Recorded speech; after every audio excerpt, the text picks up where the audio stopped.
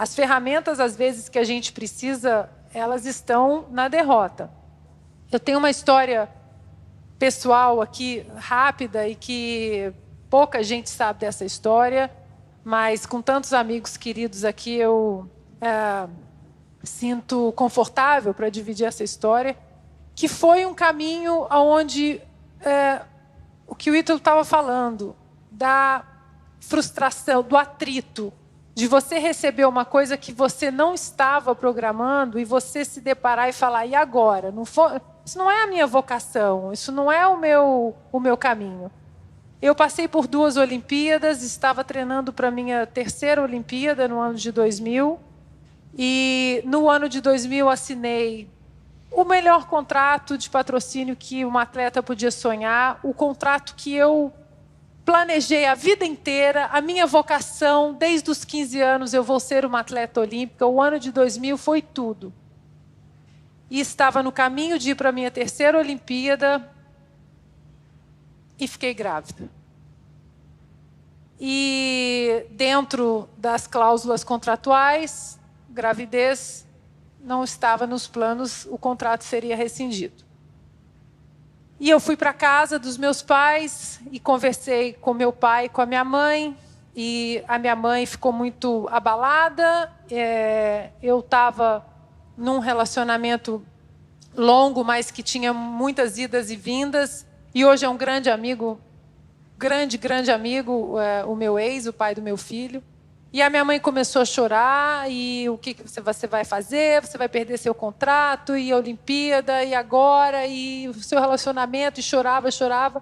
E eu tinha no meu pai um grande amigo, aquela pessoa que eu sempre falava assim, eu nunca quero decepcionar o meu pai.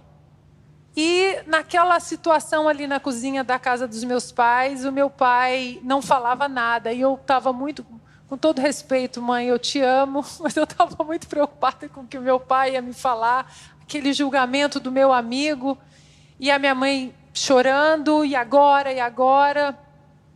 E quando ela, enfim, parou, o meu pai se virou para minha mãe e disse assim,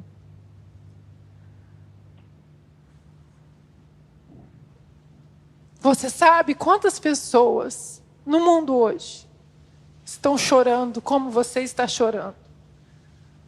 Porque alguém está morrendo, porque alguém que eles amam está os deixando, e você vai chorar dessa maneira, porque a vida está batendo na porta da minha casa?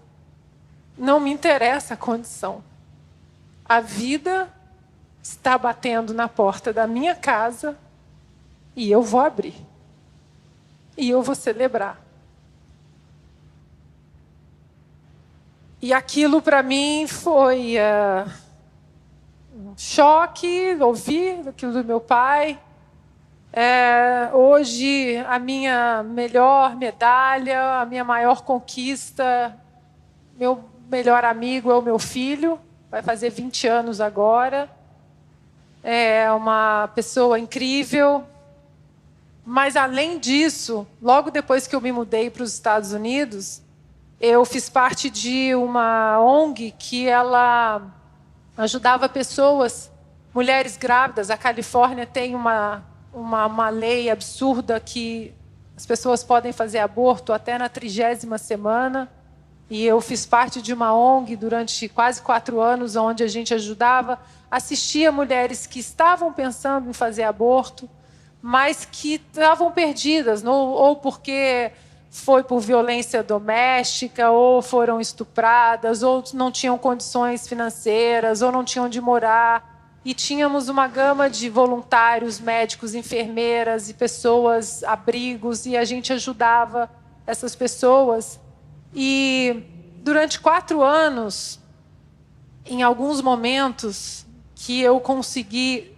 nós nunca julgamos as mulheres que chegaram lá, que absurdo, você vai cometer um assassinato, nunca. Sempre na perspectiva, aqui você vai ter ajuda.